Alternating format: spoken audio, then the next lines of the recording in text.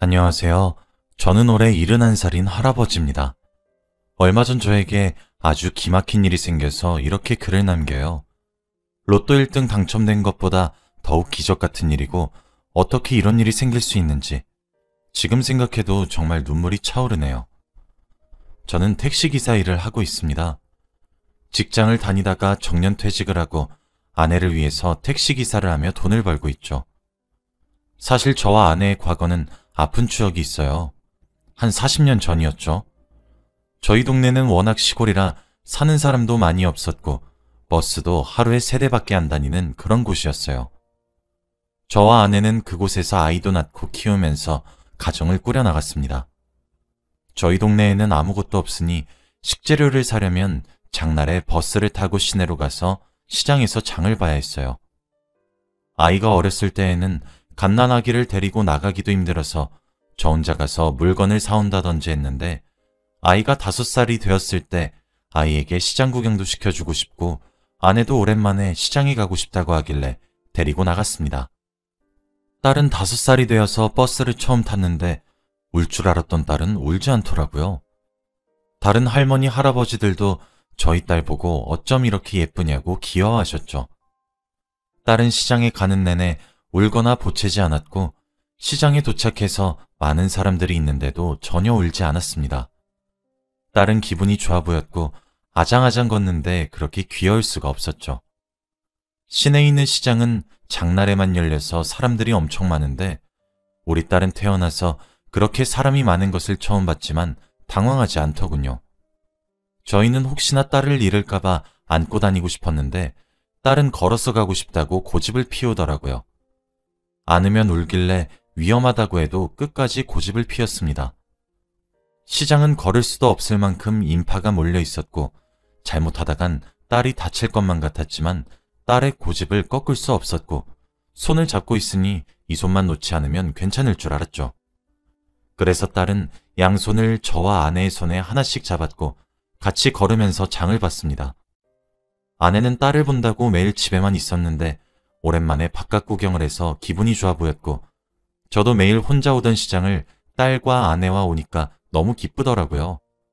딸이 먹고 싶다고 하는 건 다 사주고 딸이 갖고 싶다고 하는 것도 다 사주었어요. 그리고 시장에서 살 걸 다 사고 집으로 가기 위해 시장 출구 쪽으로 가는데 사람이 엄청 많은 겁니다. 정말 발 디딜 틈도 없었고 사람들이 가는 대로 이끌려갈 정도로 사람이 가득했어요. 그래서 얼른 나가고 싶었는데 갑자기 딸이 길거리에 파는 호떡을 사달라고 하더군요. 사람이 너무 많아서 그 호떡을 사려면 멈춰서 사야 하는데 그러기에는 뒤에도 사람이 너무 가득해서 다칠까봐 무서웠어요. 그런데 딸은 호떡을 사달라고 칭얼댔고 결국 사기 위해서 호떡 가게 앞에 멈춰섰습니다. 아내는 왜 사주냐면서 저를 혼냈는데 아빠가 딸의 부탁을 거절할 수 있겠습니까? 아내는 먼저 나가 있겠다고 화를 내면서 시장 출구 쪽으로 나갔고 저는 멈춰서 가게 주인분께 호떡 하나만 맛있게 구워달라고 했죠. 그렇게 호떡이 나오고 돈을 주기 위해 주머니에서 지갑을 꺼내려면 딸의 손을 놓아야 했습니다. 딸의 손을 잡고 있던 손을 놓고 지갑에서 돈을 꺼내서 드린 후 다시 딸의 손을 잡으려고 왼쪽을 봤는데 1초 전까지만 해도 있던 딸이 없는 겁니다. 저는 너무 놀라서 바다야! 바다야! 라고 불렀지만 딸은 대답이 없었고 사람이 너무 많아서 찾으러 다니기도 힘들었죠. 호떡을 든 채로 사방팔방으로 딸을 찾아다녔는데 딸은 보이지 않았고 시장분들께 혹시 우리 딸을 봤냐고 물어봐도 다들 모른다고 하셨어요. 제 생각으로는 많은 사람들에게 치여서 사라진 것 같았습니다.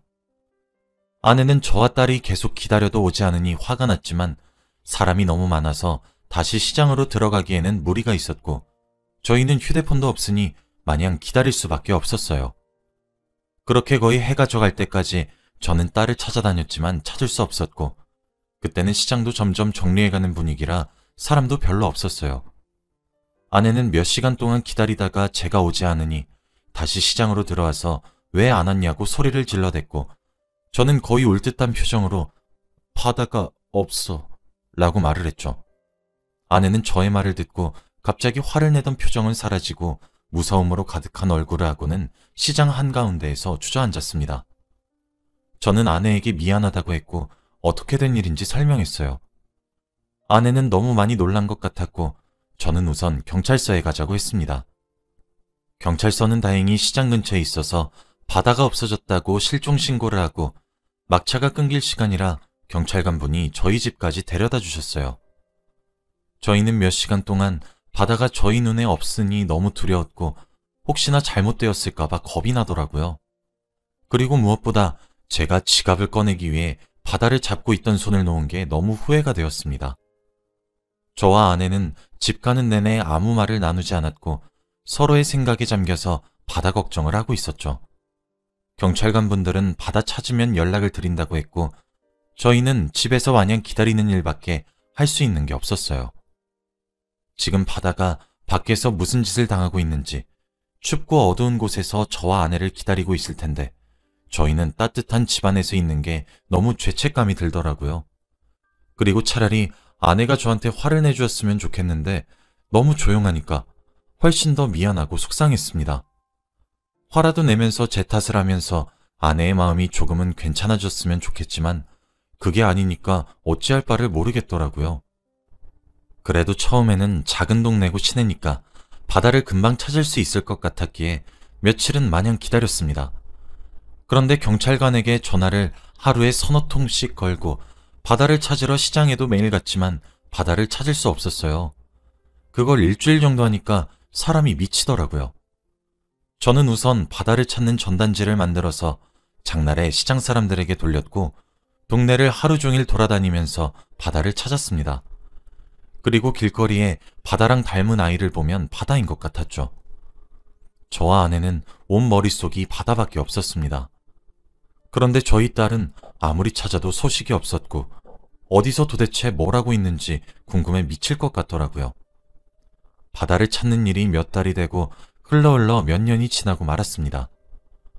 바다는 외동딸이라 바다 하나만 바라보고 살아왔던 저희에게 바다의 실종은 정말 청천벽력이었고 아이를 다시 낳을 생각도 할 수 없었죠. 아이를 낳을 여유도 없었고 아이가 생기면 그 아이에게 헌신할 자신이 없었거든요. 그리고 무엇보다도 아이를 잃어버린 내가 과연 부모 자격이 있는 건가 싶기도 했고요. 그렇게 저희는 나이가 들어서도 아이 없이 저와 아내 단둘이서 살았습니다. 바다가 실종되니까 삶의 낙이 없어진 기분이었고 좀처럼 일상생활에 집중할 수가 없더라고요. 저는 평범한 회사를 다니고 있었는데 업무에 집중이 되지도 않았고 뭐만 하면 다 바다와 연관지어서 생각을 했죠. 출근을 하던 버스를 타면 바다가 버스를 탈 때 안 울었는데 이러던지 회사에서 점심밥을 먹어서도 이 반찬 바다가 좋아하는데 이러던지요. 제가 업무에 집중도 잘 못하고 예전에 제 모습이 아니니까 회사 사람들이 이러지도 저러지도 못했습니다. 일을 못하는 건 혼내야 하지만 아이가 실종돼서 말을 못하겠다고 하더군요. 저도 제가 예전과 다른 건 알고 있었지만 그게 쉽사리 바뀌지 않았습니다. 정말 힘들고 우울하고 하루하루 살아가는 게 절망적이었던 시기라 일에 집중할 수가 없었죠. 시간이 지날수록 회사 사람들이 저를 멀리하는 게 느껴지고 저도 회사에 피해만 끼치는 것 같아서 결국 오랜 고민 끝에 사직서를 냈습니다. 저도 힘들게 들어온 회사고 마음에 들어서 오래 일을 하고 싶었지만 제 몸과 마음이 따라주지 않아서 어쩔 수 없었어요. 집으로 돌아와서 아내에게 회사에 사직서를 냈다고 하니 화를 낼 줄 알았던 아내는 오히려 덤덤하게 그래 라고 말하더군요. 저는 다니던 직장을 그만두어서 수입이 없었기에 아내를 먹여 살리려면 돈이 필요했어요. 그런데 이 동네는 워낙 시골이라 할 수 있는 일이 적었고 일을 하려면 시내로 가야 했죠. 그리고 바다가 없어진 곳 근처에서 일을 하면 조금이나마 바다를 찾는 데 도움이 될 것 같아서 제가 정한 다음 직업은 바로 택시기사였습니다. 택시를 타고 온 동네를 돌아다니면 바다를 찾을 수 있지 않을까 하는 괜한 기대도 했거든요. 저는 예전에 따놓은 운전면허가 있어서 다행히 택시기사가 될 수 있었고 다른 택시기사분들에 비해서는 나이가 젊은 편이었지만 그래도 잘할 수 있었습니다. 손님들을 태우고 목적지까지 데려다주는 일을 하면서 타는 손님들에게 다 바다의 사진을 보여주고 혹시 이 아이 본 적 있냐고 물어봤어요. 다들 바다를 모른다고 했고 바다의 흔적조차 찾을 수 없었죠. 그렇게 몇십 년을 택시기사로 살았습니다. 점점 5살 때 바다의 얼굴이 머릿속에서 사라져가는 것 같았고 아이를 찾는 일도 포기해야 했죠. 다른 분들도 처음에는 금방 찾을 수 있을 거라고 했지만 몇십 년 동안 5살 때 잃어버린 아이를 못 찾고 있으니 포기하라고 하더라고요. 솔직히 가망이 없는 건 알지만 그래도 죽었는지 살았는지는 알고 싶었습니다. 그리고 시간이 지나서 바다를 잃어버렸던 시장도 문을 닫고 새로운 건물이 들어섰고 그 동네는 재개발이 되어서 많은 아파트와 상가가 세워졌죠. 저는 택시기사를 하면서 많은 손님을 태웠고 이야기도 많이 들었습니다. 정말 세상에는 다양한 사람들이 존재하고 나보다 더 큰 슬픔을 가진 사람도 많다는 걸 깨닫게 되었죠. 저는 항상 똑같은 곳에서 운전을 하는 게 아니라 거의 전국적으로 손님들을 태워서 다니는데 어느 날은 한 여자가 제 택시를 타더라고요. 그런데 완전 죽어가는 목소리를 하고 한 대학병원으로 가달라고 했습니다. 눈 밑에는 다크서클이 내려가 있었고 몸은 너무 말랐더라고요. 나이는 좀 있어 보였는데 딱 그 여자를 보면서 아이고 우리 딸도 지금쯤 손님 나이가 됐을 텐데 라고 말을 해버리고 말았어요. 머릿속으로 혼자 생각하려고 했던 말인데 저도 모르게 입 밖으로 튀어나오고 말았죠. 그런데 손님은 당황하지도 않고 슬픈 눈으로 창밖만 바라보더라고요. 저는 원래 손님들한테 말도 잘 걸고 재밌는 이야기도 많이 하는데 왠지 모르게 그 손님에게는 아픈 사연이 있을 것 같아서 아무 말도 못 걸었습니다. 그런데 대학병원까지 가는 시간은 1시간이 넘게 걸렸고 그동안 아무 말을 하지 않기에는 입이 너무 근질근질 거리는 겁니다. 그래서 저는 병원은 무슨 일로 가세요? 어디 많이 아프세요? 라고 말을 겨우 꺼냈어요. 그런데 그 여자의 말은 충격적이었습니다. 제가 간경화래요. 그 여자의 안색이 좋지 않아 보이는 게 바로 간경화 때문이라고 했습니다. 간경화? 그거 가족들이 간이식해주면 되는 거 아니에요? 그렇긴 한데 가족이 없어요. 이 여자에게는 왜 이렇게 불쌍한 일밖에 없는 걸까요?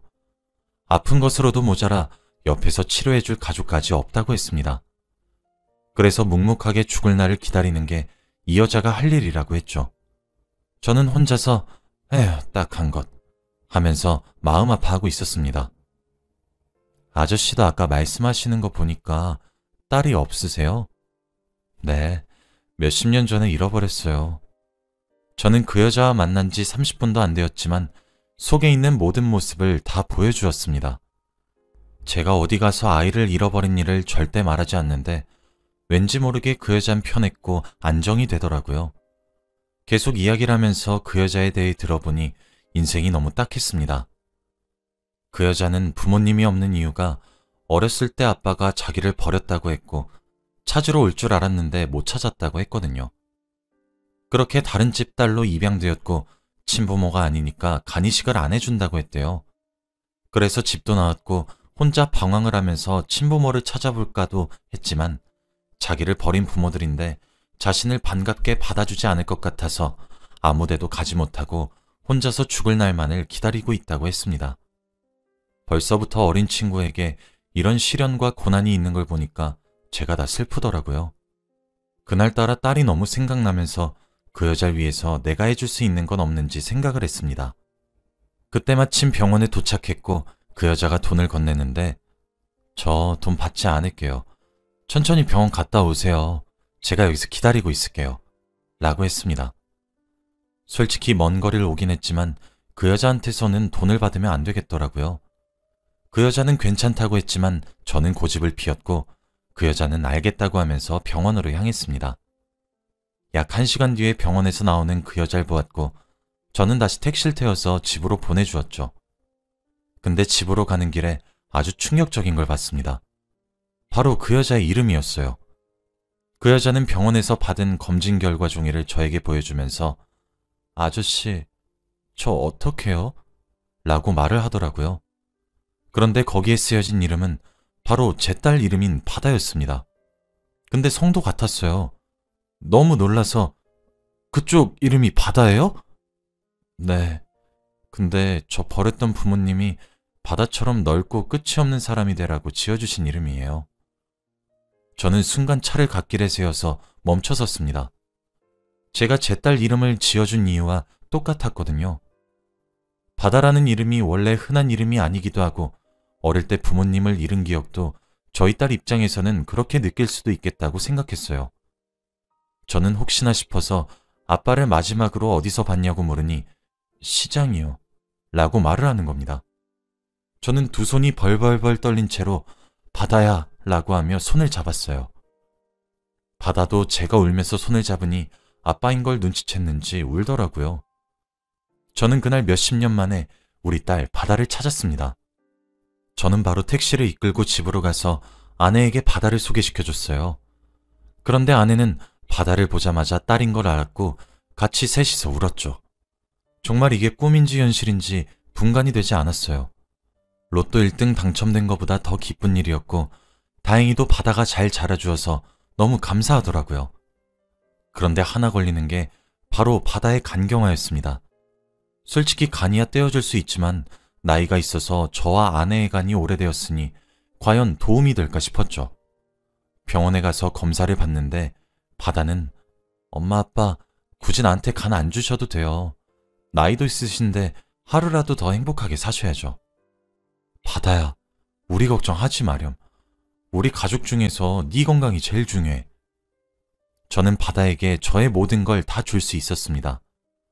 검사 결과를 보니 제 아내는 술을 너무 많이 먹어서 안 된다고 했지만 다행히 저는 술, 담배 아무것도 안 해서 저만 간이식이 괜찮다고 하더라고요. 최대한 빨리 수술 날짜를 잡고 수술 당일날 저는 바다와 함께 두 손을 꼭 잡고 수술실로 같이 들어갔습니다.